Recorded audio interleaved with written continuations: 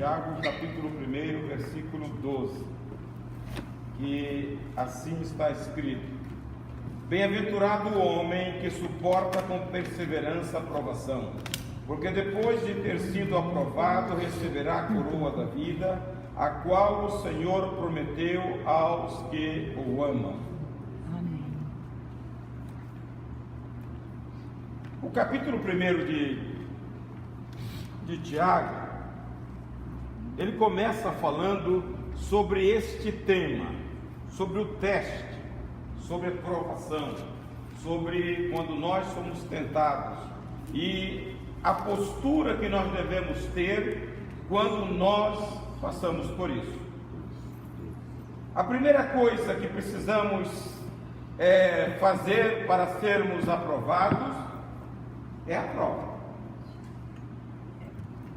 Você só consegue ser aprovado no colégio fazendo uma prova. E a caminhada cristã também passa por isso. Você só é aprovado fazendo a prova. E Deus prova. A Bíblia diz que Deus prova. Agora, e ele fala, passar pela prova com perseverança. O teste da nossa fé é a prova. E nós vemos muitas vezes pessoas que repetem o ciclo, vai e volta e não sai do lugar. Passa o tempo na igreja e não avança. Por quê? Porque ele não passa na prova. Se não passa na prova, você tem que repetir outra vez. E aí nós vemos a proposta de Deus é nos levar, nos condicionar para você avançar. Mas tem gente que é o ciclo. Vai e volta. Quando você na faculdade não passa, você fica em recuperação ou perde um ano. Na vida espiritual é a mesma coisa. Acima de tudo, Deus é mais exigente do que qualquer professor. Então você tem que pôr isso na cabeça. Deus é mais exigente do que qualquer professor. Então não tente burlar porque Deus não deixa. Então se prepare. Como você prepara com a prova, você prepara para a vida cristã. É por isso que nós estamos vendo, irmãos, muito fracasso hoje na caminhada cristã. Falta essa debilidade moral que existe aí, onde as pessoas relativizam tudo. Isso está entrando na igreja. Deus quer pessoas com caráteres excelentes, a imagem de Jesus. Ele nos dá a prova para você ser como Jesus. Jesus foi tentado em tudo. Capítulo 2, versículo 17 de Hebreus, ele diz que em tudo ele foi semelhante a nós. Ele foi tentado em tudo, mas ele passou pela prova. No capítulo 5, versículo 7 de Hebreus, ele diz que Jesus aprende a obediência pelo sofrimento que ele passou. E ele deixa o exemplo para nós assim. Então você tem que ter perseverança. Não é? 2,17, o que ele diz? De Hebreus, e 5 e 8, ou 5 e 7, 5 e 8, né? 2 e 17, estão devagar, hein? Pelo que convinha que tudo fosse feito semelhante a seus irmãos, para se tornar um sumo sacerdote, misericordioso e fiel nas coisas concernentes a Deus, a fim de fazer propiciação pelos pecados do povo. Então leia o 14. Mas de um mantimento sólido. Não. Isso é onde? Hebreus 5, 14. 2 e 14. Portanto, visto como os filhos são participantes comuns de carne e sangue, também ele semelhantemente participou das mesmas coisas, para que pela morte derrotasse aquele que tinha o poder da morte. Agora, isso é, o diabo. Agora 5 e 8. Mesmo considerando o fato de ele ser o Filho de Deus, aprendeu a obediência por intermédio das aflições. Leia agora 1 Pedro 4 e 1. Você tem que começar a ver a sequência daquilo que Deus prepara para nós. Ora, pois, já que Cristo padeceu na carne, amai-vos também vós desse pensamento. Com este pensamento. Então ele está dizendo: olha, ele apanhou, prepara o lombo que você vai apanhar também. Esse é o recado. Se ele é o nosso modelo e ele sofreu sendo filho, então você não está isento disso. Por isso que vem a aprovação, vem a prova para nós. E eu preciso ter resistência para passar. Tem pessoas que a hora que defronta com a prova, ele fica reprovado.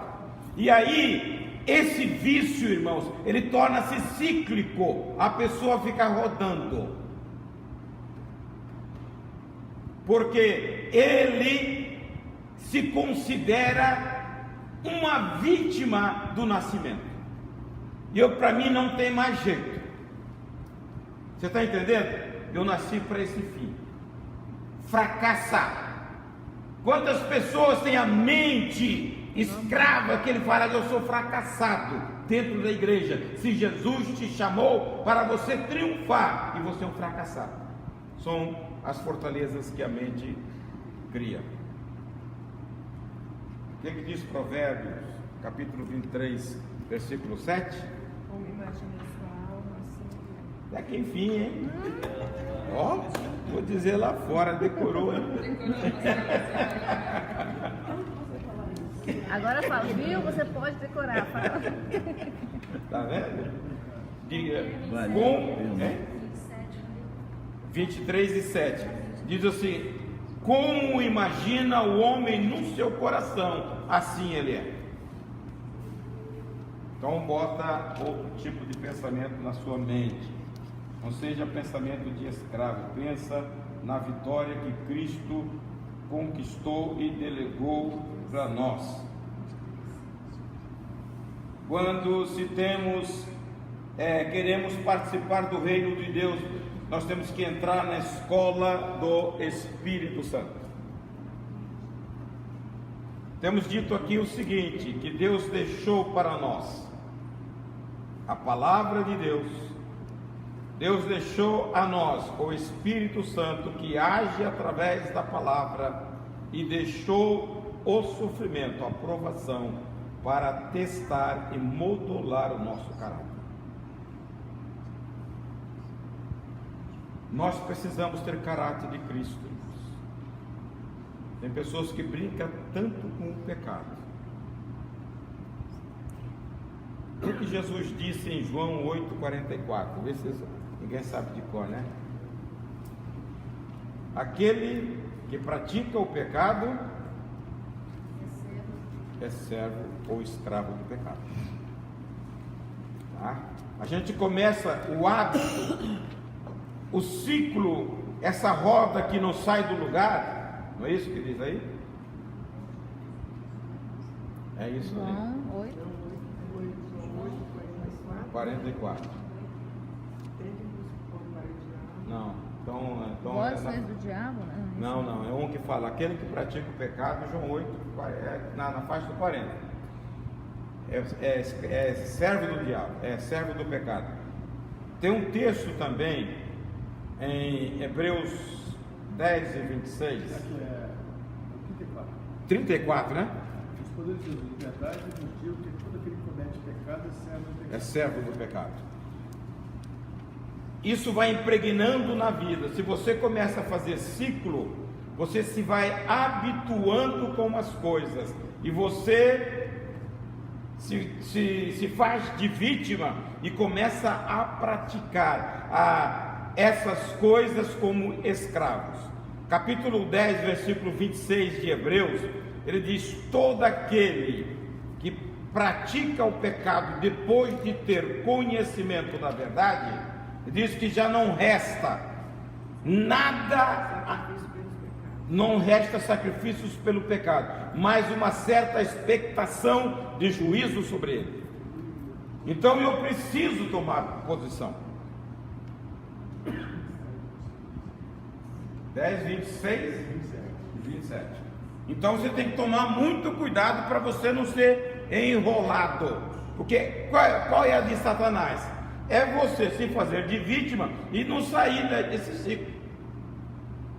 É que a gente não pensa, irmãos. Eu falo sempre aqui, nós estamos num confronto de guerra. Nós temos um inimigo querendo nos derrotar. E as pessoas não entendem isso.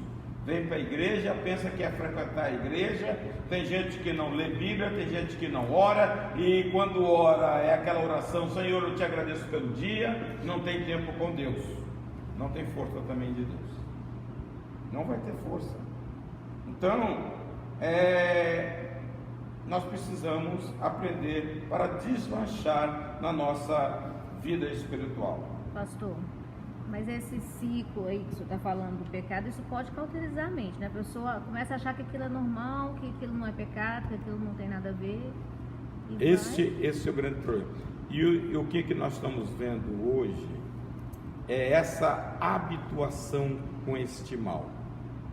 Se acha tão comum, olha, se vocês têm que olhar para Jesus, olhar para Deus. Deus é santo. Deus não tolera mácula. Quando Deus fala lá em 1 Pedro 1,16, diz: sede santo, porque eu sou santo. Sede santo em toda a vossa maneira de viver, porque eu sou santo. Essa permissão, irmãos, eu vou falar uma coisa aqui que está acontecendo aqui na nossa igreja. Eu tenho a igreja de quinta-feira, esse grupo. No domingo a igreja está cheia. Você sabe o que eu tenho observado em 2018? Que a unidade da igreja está desintegrando. Deus nos chamou para ser santo, para você resistir à tentação. Nós como corpo, semana passada nós falamos sobre o quê? Não falei. Mutualidades. Tá? Começando com amor, amar uns aos outros. Mas a mutualidade é aquele que você uns aos outros. Eu tenho que suportar uns aos outros, amar uns aos outros, perdoar uns aos outros, tolerar uns aos outros, sujeitar uns aos outros. E a gente não está fazendo isso. Tá? Nós estamos ferindo o corpo de Cristo, logo estamos ferindo a nós mesmos. Porque as pessoas estão habituadas, em vez de avançar para aquilo que Deus tem proposto para nós, nós estamos retrocedendo. Essa é a minha leitura, irmãos. Veja, orar a Deus, a gente ora, mas tem coisa que é decisão pessoal. É você que tem que querer ser crente. Acabar com essa mania de frequentar a igreja e não dar testemunho. Está entendendo? Tem hora que você fica horrorizado. As pessoas não querem ser crente. Não vai para o céu. O céu não é assim. Você ensina e nós estamos perdendo tempo de crescimento. Se um faz uma coisa, o outro bota defeito. A Bíblia diz que eu suportar o irmão. Dentro da igreja, privilégio. Dentro da igreja, acepção de pessoa. Dentro da igreja, confusão entre irmãos. O que é isso, irmãos? Nós somos o corpo de Cristo. Vem a prova e você não passa. Você pode saber uma coisa: não vai para o céu. Não vai para o céu. E nós estamos caminhando para morar com o Senhor. Não vai para o céu e nem tem uma vida tranquila, quieta, como a palavra de Deus fala. A vida em abundância, né? Vida em abundância. É triste você observar isso. E aí como que você fica? O ensino é dado, mas as pessoas não estão vivendo. A influência do mundo está entrando aqui dentro. Nós fomos chamados para parecer com Jesus, para viver a vida de Cristo. 1 Pedro 2:21 diz que Ele é o nosso exemplo. Foi chamado para andar segundo o modelo que nós temos em Jesus. O irmãozinho fez isso. Detona, pastor. Está parecendo aqueles fariseus que levaram a mulher pecadora para Jesus. Mata ela. Ela foi pego no adultério, acaba com ela. É isso. E aí Jesus dá um ensinamento: quem estiver sem pecado seja o primeiro. E aí falou: eu também não te condeno. Mas crente tem o prazer de condenar o outro, não dá oportunidade de. E cadê o amor, irmãos? Eu tenho falado isso aqui no início do ano, porque está preocupante, irmãos. Se a pessoa é da sua relação, se não é, que isso? Nós pertencemos ao mesmo corpo e nós precisamos, através deste corpo, glorificar Jesus, para que o mundo nos veja como reflexo de Cristo lá. Senão você não pode dar testemunho. Não sai do caminho. Anda e não sai do lugar. Nós precisamos avançar. A vida cristã, irmão, Deus nos chamou para ficar parado. Pula o muro do tabernáculo e ali fica. Nós temos o santo para conquistar, nós temos o santo dos santos para desfrutar da presença de Deus. Então não fique parado. Avance. Não sei como os crentes contentam com tanta coisa, com tanta pequenez, sendo que Deus é infindável, tem um manancial à sua disposição, depende unicamente de você. Deus não vai trazer um anjo para abrir a sua visão. Está aqui a palavra e o Espírito Santo para te levar ao lugar que você imagina. Se você pensar grande, Deus vai te levar lá. Aleluia. Porque assim como imagina o coração do homem, assim ele é. Se você quiser coisas grandes de Deus, Deus te projeta lá. Aleluia. Mas nós ficamos: como que eu vou machucar aquele camarada? Aquele cara me paga. A Bíblia diz que a vingança pertence ao Senhor. Você não tem direito, irmão.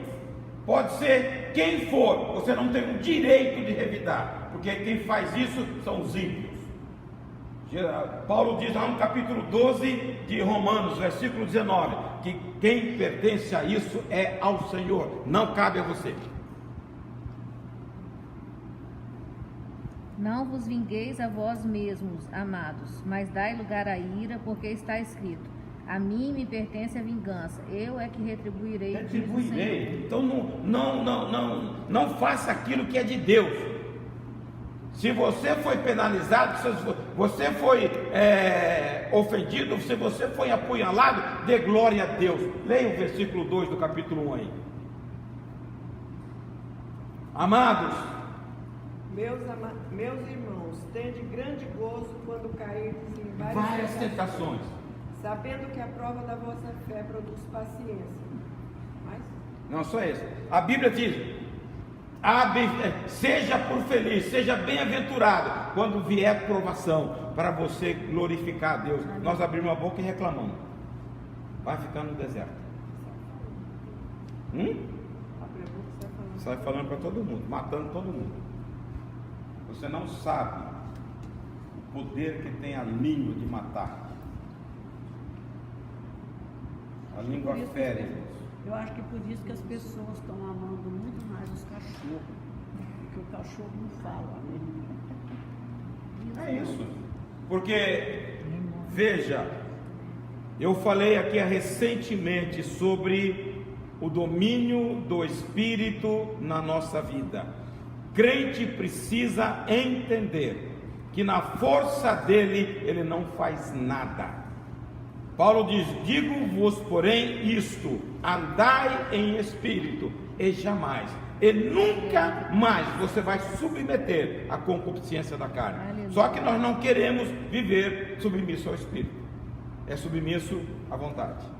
O Espírito, irmãos, ele vai dominar o nosso eu, vai constranger, vai abater muitas coisas, sabe, porque o nosso eu está saliente. E só o Espírito de Deus para fazer isso. Mas viver no Espírito, irmãos, eu nunca vi viver no Espírito só cantando. Se você não ajoelhar e dobrar o joelho, você não tem a força do Espírito. E é um negócio difícil de hoje de orar, né? É por isso que você vê, chama para orar, ver se vem alguém. Orar não é para fazer milagre, não é para fazer milagre na sua vida, para Deus dominar a sua vida, para Deus dominar a sua boca, para Deus dominar os seus olhares. Passa lá um rabo de saia, você fica com o olho comprido. E aí? Quem está no Espírito é diferente. Você está entendendo? Em tudo depende do Espírito de Deus. Então, abaixe, busque o poder de Deus, que você vai ter uma vida de vitória. Aleluia. Vitória. Não sei, irmãos. Eu vou ter que começar a doutrinar no domingo. Cadê, amor? Porque não vem. A terça-feira é esse grupo. E aí as coisas pipocam de um lado, pipocam de outro. E aí você tem que apagar o incêndio. Um ferido aqui, outro sangrando de lá, outro chorando de lá.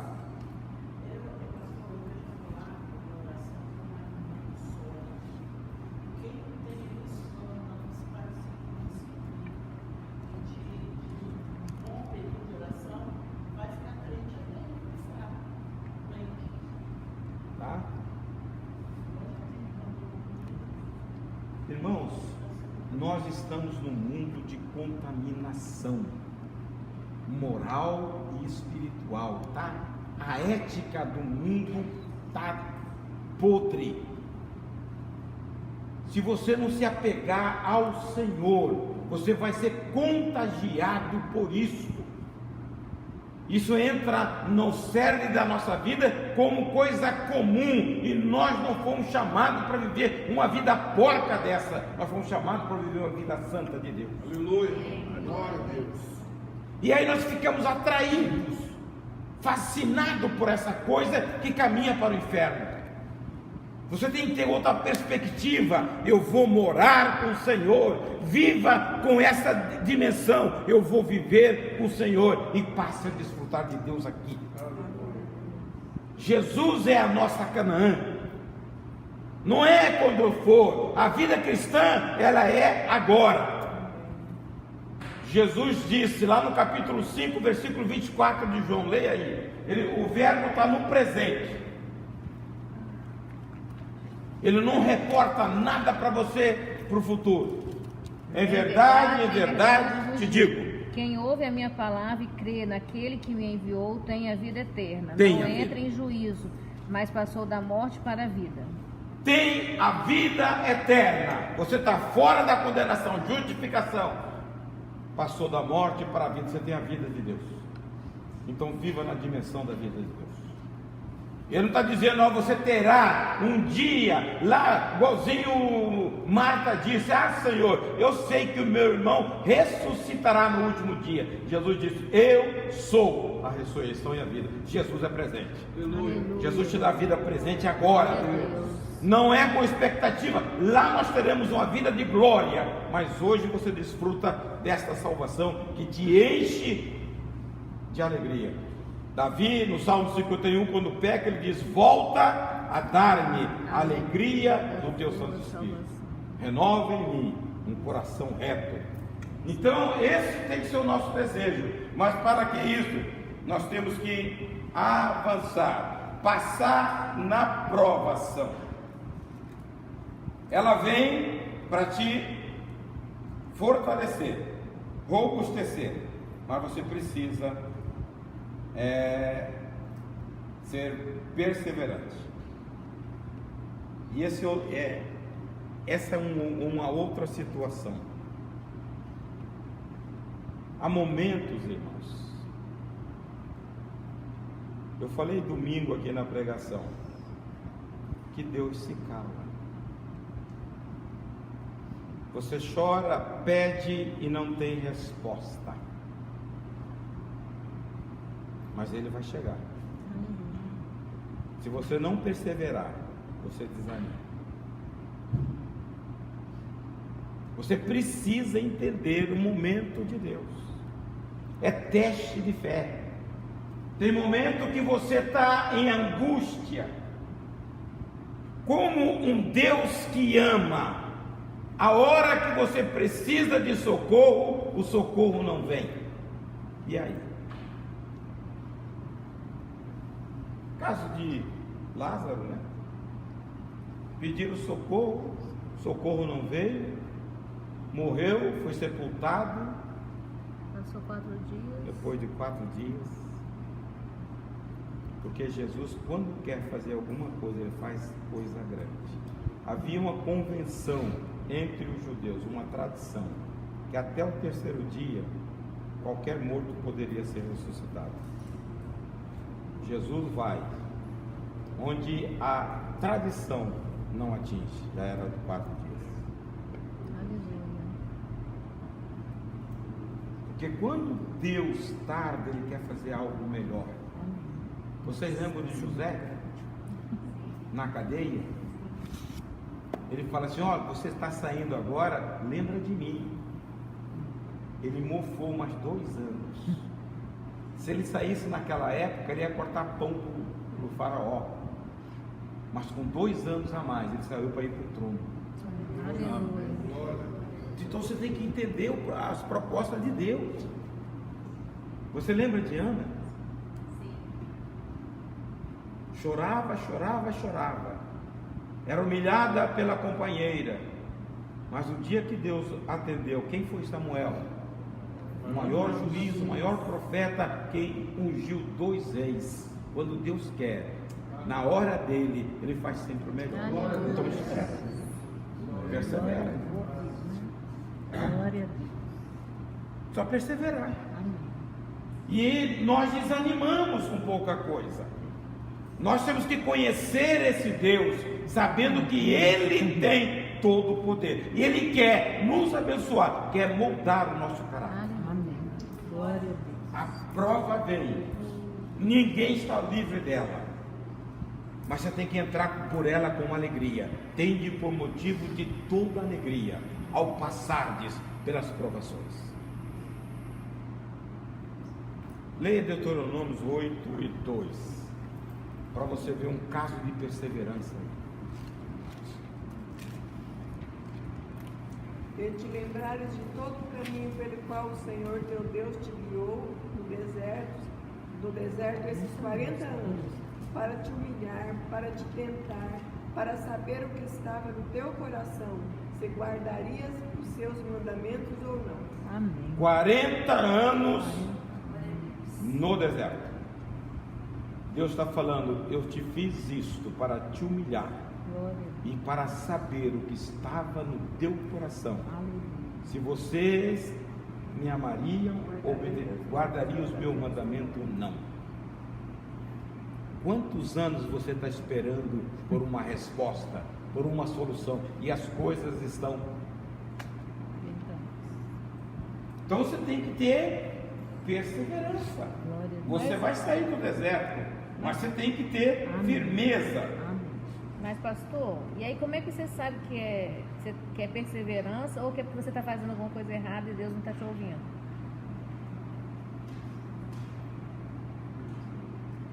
Olha, hoje ninguém tem desculpa. A Bíblia diz, Jesus disse aos fariseus: ninguém tem desculpa do seu pecado, porque eu vos disse a verdade.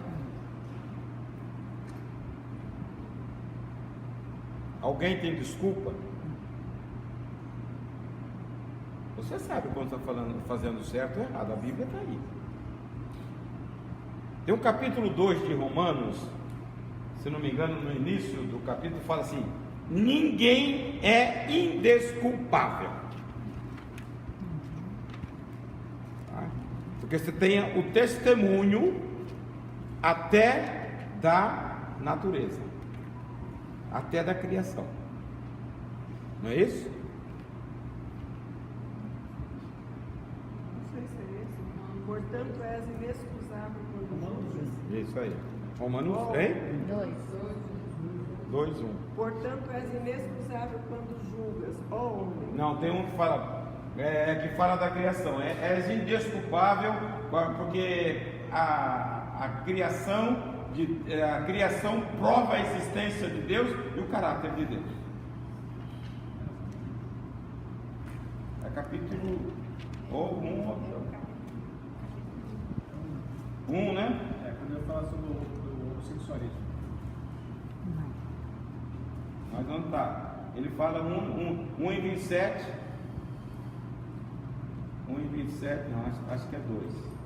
Portanto, és inexcusável, ó homem, Não, qualquer é que isso seja. A minha fala assim: és indesculpável quando julgas, ó homem, quem quer, porque no que julgas a outro, a ti mesmo te condena, pois praticas Praticas o mesmo que condenas. É 2:1. 2 e 1. Então ninguém, hein? Porque as suas coisas invisíveis, desde a criação do mundo, tanto seu eterno poder, como a sua divindade, se entende claramente se bem para as coisas que estão criadas, para que eles fiquem inexcusáveis. Indescusável. Qual é esse? É 1:20. 1:20. Tá? Esse aí. Então ninguém, veja Deise, o problema nosso hoje, o que o inimigo quer que o crente fique? Só que diante de Deus você não tem desculpa, ignorante. Tá? Por que é uma dificuldade se ler a Bíblia e conhecer a palavra de Deus? Deus rege a nossa vida por princípios, e eu preciso conhecer os princípios de Deus. E outra coisa, nós temos o testemunho do Espírito, está lá em Romanos 8:16, tá? Se você tem uma relação de intimidade com Ele, pisa fora para você ver, se Ele não te avisa na hora. Agora, se você endurece ali, você magoa o Espírito, você entristece o Espírito. O Espírito te sinaliza, e se você permanece com a dureza do seu coração, você está entristecendo o Espírito. E aí Paulo fala lá em Timóteo, você começa a cauterizar a sua mente, ela vai endurecendo. Por isso você tem que saber, quem tem ouvidos, ouça o que o Espírito diz à igreja. Tocou, obedeça, porque se você não obedecer, vai cauterizar, e depois você já se torna um bruto, fala e você não percebe. Conta uma história, né? Que Deus, que a gente muitas vezes não percebe, que um homem queria ser liberto por Deus, que Deus viesse para arrancar ele de uma enchente. Aí passou um cara de barco, cara, barca aqui, vamos embora. Não, Deus vai me tirar daqui. E continuou lá, Deus vai me tirar daqui. Passou outro, olha, entra aqui que a água está subindo. Não, Deus vai me tirar daqui. Por fim veio um helicóptero, rapaz, pega aqui. Aí ele acabou morrendo. Aí ele vai no céu e fala, por que você não me tirou? Ele falou, rapaz, eu te mandei 3 vezes e você não quis sair de lá. Então então suba. Porque as pessoas hoje estão pensando assim, não é, Lia? Porque eu tive um trabalho para tirar. Ela falou assim, deixa que Deus vai. Eu falei, não vai, é o homem que tem que fazer. Tem certas coisas que é o homem que tem que fazer. Deus não vai, o que Deus tinha que fazer, ele já fez. Jesus já morreu na cruz, né? E a hora que ele bradou, está consumado, ele fez uma obra sem retoque. Ninguém precisa fazer mais nada, só tomar posse da obra de Deus. O cara não quer obedecer, pensa que um milagre vai acontecer, não vai. Você tem que se encaixar na Bíblia. Pastor, as pessoas às vezes elas esperam mais alguma coisa assim extraordinária, sobrenatural. Elas não acham que as coisas são simples. Simples. Né? Deus pode agir de maneira Agir. simples. Então, essas coisas você tem que estar sintonizado com o Espírito de Deus. Olha, o ministério do Espírito é para a igreja, é um ministério sobre excelente. Paulo diz que ele é glorioso. Ele diz: se o ministério da condenação foi de glória, e muito mais glória é o ministério do Espírito. Está lá em 2 Coríntios 13:7. Então, submeta, nós vivemos na dimensão do Espírito. Então, irmão, oriente-se pelo Espírito, que Ele te ensina, Ele te consola, Ele te conforta, Ele te revela, Ele te ilumina e Ele te faz entender discernimento às coisas espirituais. Amém. Tudo é o Espírito que faz. Aleluia. Então, só submeter. Agora as pessoas não querem ter relação. Eu fico olhando muitas vezes, você percebe nitidamente o trabalhar de Satanás com este sistema. Satanás está aprisionando crente, matando crente sentado dentro da igreja. Tem muito crente morto dentro da igreja. Hoje ele não degola, tá? Ele não tira a cabeça de ninguém. Ele devagarzinho, sutileza. Paulo diz lá no capítulo 2, 2 Coríntios, que é versículo 8, fala: nós não desconhecemos os seus ardis. Satanás é ardiloso. Se você não tiver a percepção espiritual, ele vai te sentar ao seu lado. Tem muita gente aí. Nós precisamos estar atentos. Isso é a ação do Espírito. Ele te revela, ele te mostra.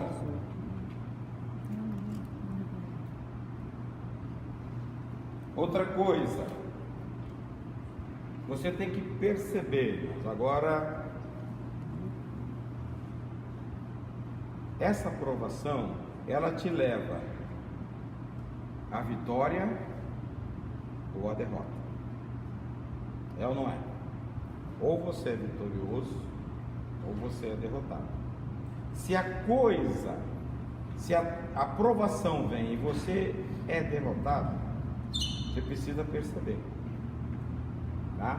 Para que isto não se propague. A derrota é uma vida cíclica de reprovações. Nós temos que viver uma vida que agrade ao Senhor. Essa vida cíclica, ela sempre volta ao mesmo ponto. Quando nós enfrentamos provas e sucumbimos, nós devemos retornar à mesma questão. Cada vez que fazemos uma prova e não somos aprovados, precisamos fazê-la de novo. E esta estratégia é uma estratégia de Satanás para nos prender.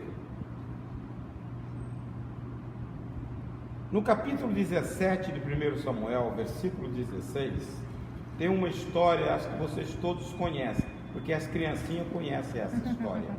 É a história de Golias.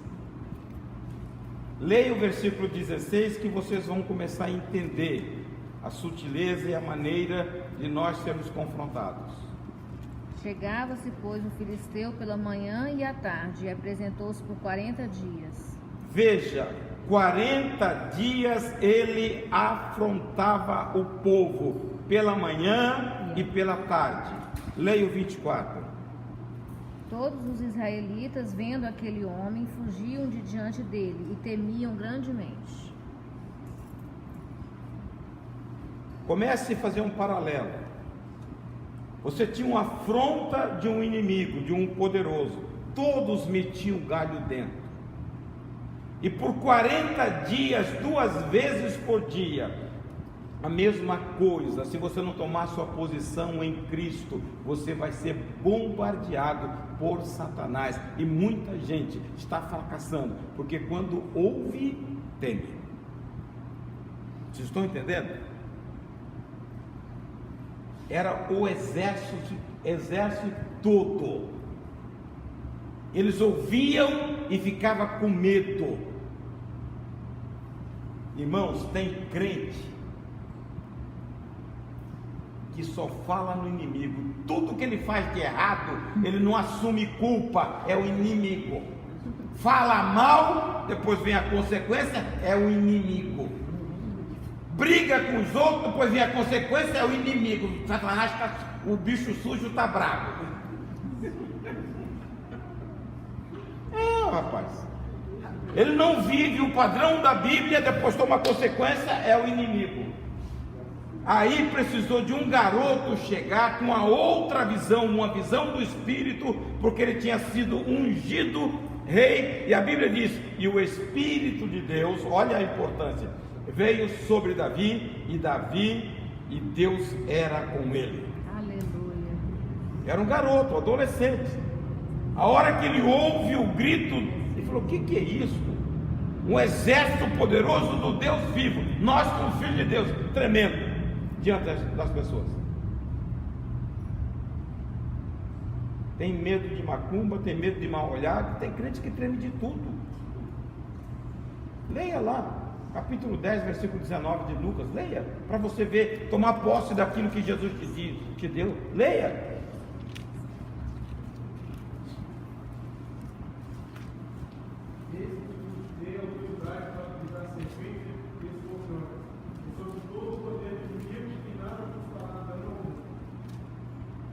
Veja, essa palavra é importante, e sobre todo o poder do inimigo, ou seja, sobre o inferno, você tem autoridade para pisar e nada vos fará dano. Não foi Jesus que disse isso? Foi. E por que tanto crente medroso? Não, o inimigo está feroz. Viva o Evangelho, seja prudente, não fale mal, tá?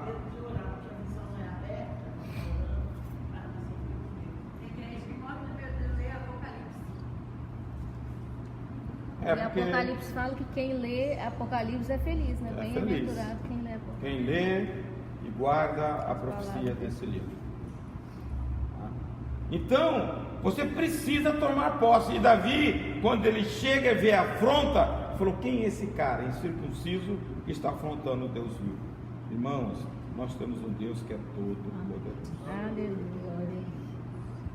Viva o Evangelho pleno, que você não vai meter galho diante das pessoas. Glória a Deus. Paulo diz para Timóteo: Timóteo, Deus não nos deu espírito de covardia, mas de poder, moderação, em amor. Então exerça o ministério que você tem com autoridade. Medroso não faz parte do currículo de Deus. 2 Timóteo 1:7, tá? O que foi? Você está rindo aí à toa? Porque tem muita gente medrosa mesmo. Tem gente medrosa de barata, eu não entendo isso.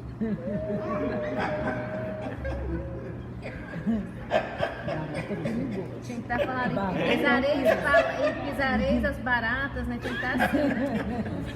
Barata é perigoso. Não escorpião. Você pega uma pessoa de 1,80 m com um bichinho desse tamanho, sai correndo, e eu não entendo, tem hora que eu não entendo. Gritando. Me dá graça disso. Realmente, veja. Não dá para entender.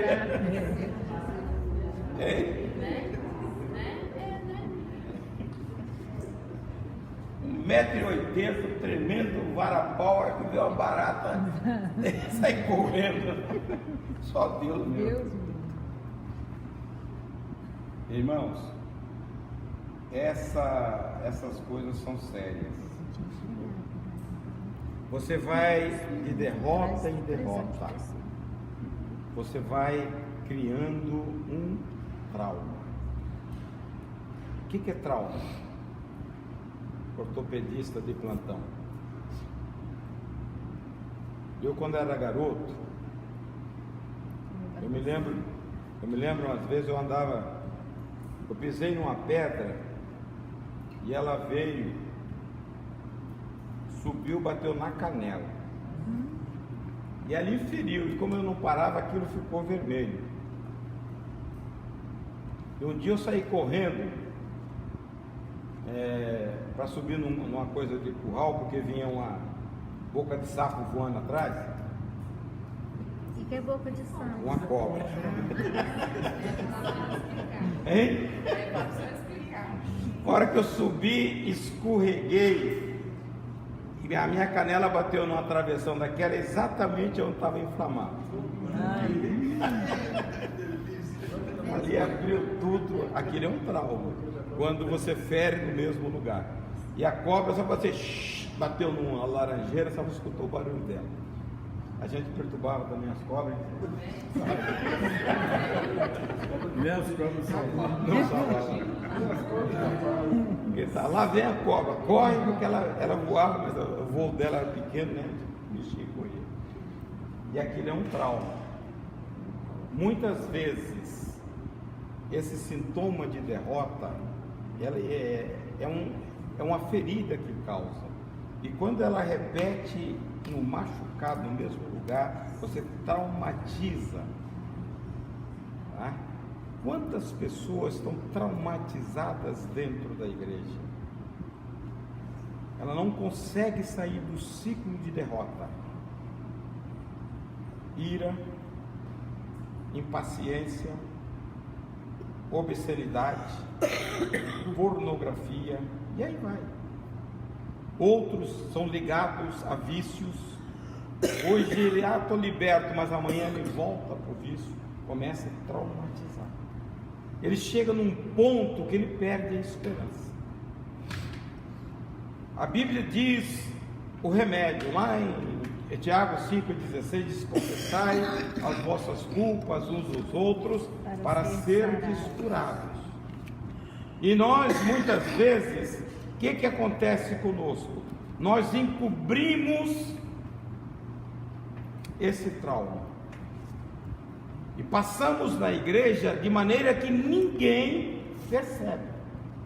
Oramos, cantamos, pregamos com eloquência, mas o trauma está lá. Agora eu te pergunto, irmãos, vai ter resultado? Uma hora vai aparecer a gangrena. Eu preciso encarar essas coisas. A Bíblia quer que eu seja liberto de tudo. Capítulo 5 de Gálatas diz: Deus nos chamou para a liberdade. Você não pode, irmãos, ficar na igreja ocultando. Deus quer te livrar do trauma e trazer uma vida de gratidão, uma vida saudável espiritualmente diante de Deus. Para a liberdade foi que Cristo nos libertou. Permanecei, pois, firmes, e não vos submetais de novo a jugo de escravidão. De escravidão. Lá no 13 também, nesse mesmo capítulo, ele diz: para não nos submeter ao pecado. Não é isso? Porém, não useis da liberdade para dar ocasião à carne. Sede antes servos uns dos outros pelo amor. Então a gente muitas vezes fica machucado dentro da igreja, tá? Cobre para ninguém ver, mas não trata. Não vai ter prosperidade espiritual. Qualquer coisinha passou perto. Quando você tem um trauma, você anda escondendo, né? Eu tinha os machucados, porque eu machucava muito, e lá em casa tinha muitos pintinhos. Então eu tinha que esconder porque os bichinhos vinham, bicavam, eu esfolava os dedos. Então você tem que esconder, porque senão os bichos picam. Né, Raulina? É assim, tem muito crente. Ele vive escondendo o problema e não encara as coisas, porque nós temos o Espírito, temos Jesus querendo libertar. E aí vivemos a vida cíclica, de derrota e traumatizados. Nós não fomos chamados para isso, irmãos. Nós fomos chamados para a vitória em Cristo. Amém. Aleluia. Nós precisamos viver uma vida saudável espiritualmente. Muitas vezes o que acontece? A gente começa a espiritualizar as nossas feridas. Síndrome de Gabriela: eu nasci assim, eu sou assim, eu vou ficar assim, Vai ficar mesmo. não consigo controlar. Está entendendo? Vai ficar mesmo. Fica assim. Nós precisamos sair, tá? E aonde que começa estas coisas? Na mente.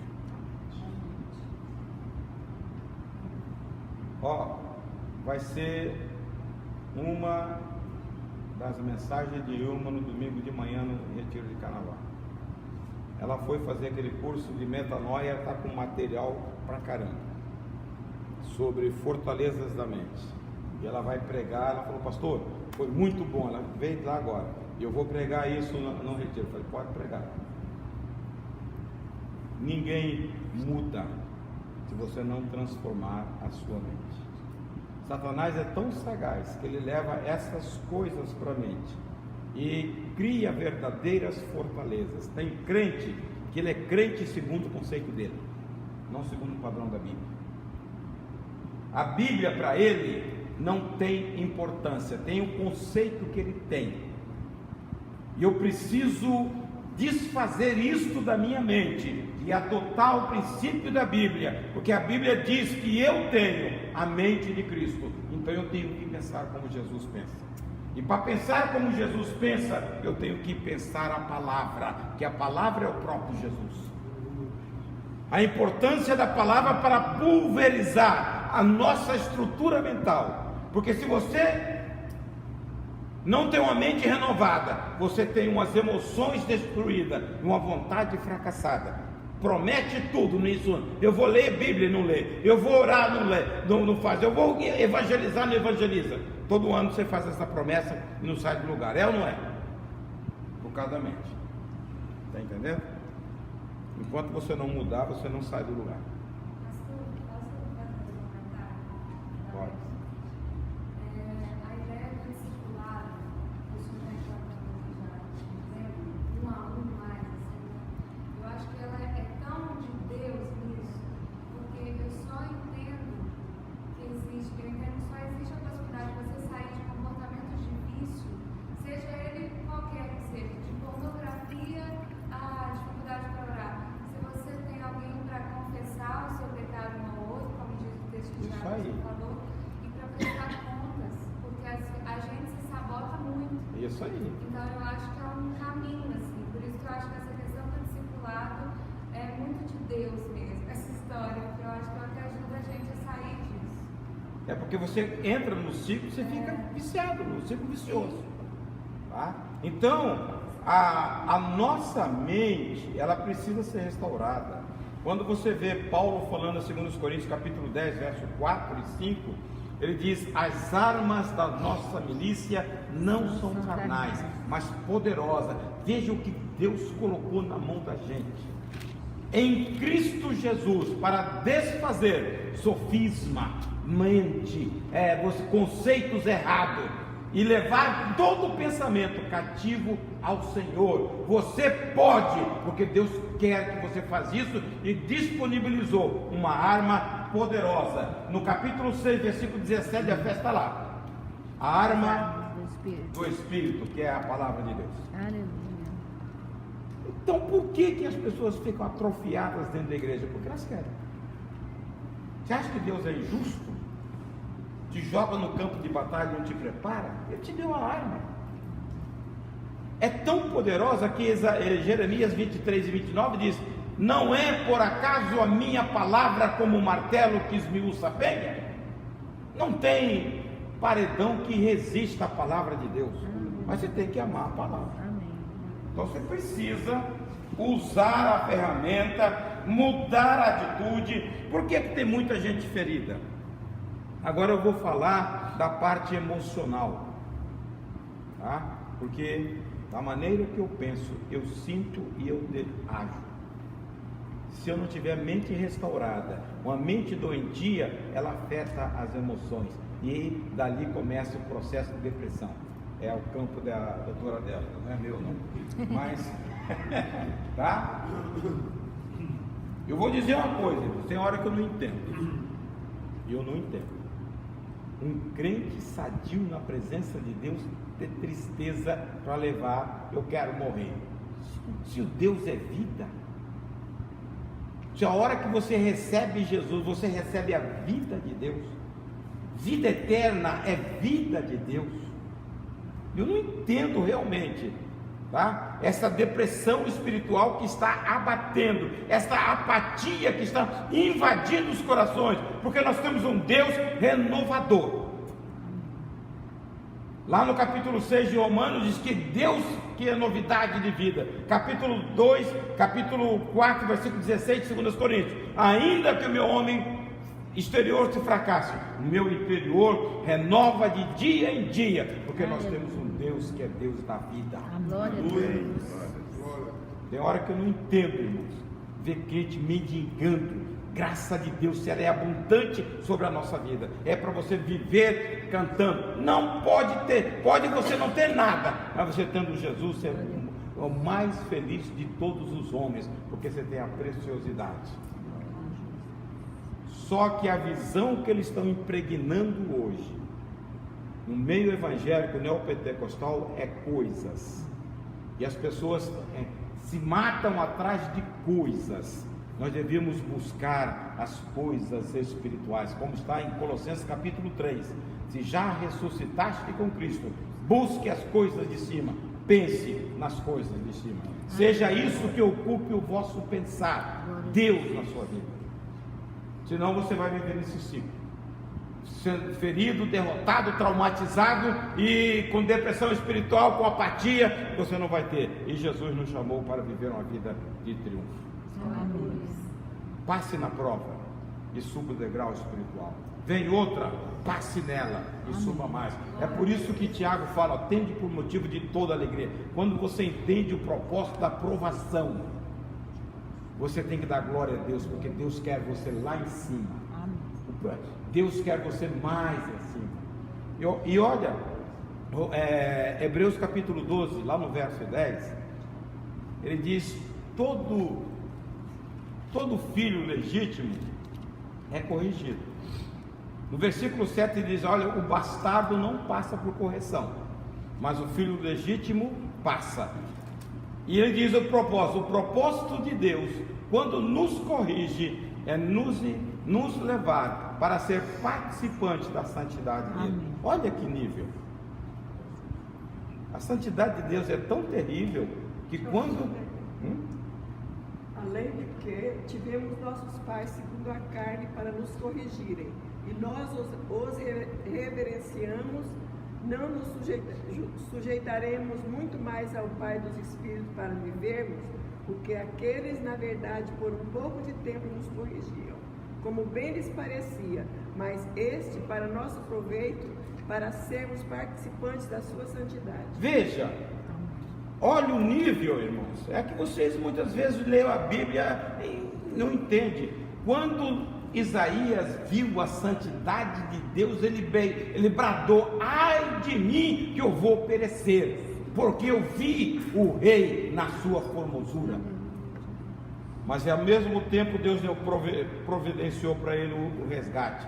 Um anjo pega uma brasa na tenaz, a tua iniquidade foi tirada. Neste momento Deus prepara. A hora que Deus diz: a quem enviarei? Ele diz: eis-me aqui, envia-me a mim. Amém. O propósito de Deus é te levar lá, irmãos. Santidade de Deus, fermente de Deus, desfrutar de toda a plenitude de Deus. Olhe essas palavras na Bíblia e vê se ela realça para você. Toda a plenitude de Deus é o propósito de Deus te encher, te dar, te abundar. Então, viva uma vida de vitória. Amém? Amém. Glória a Deus.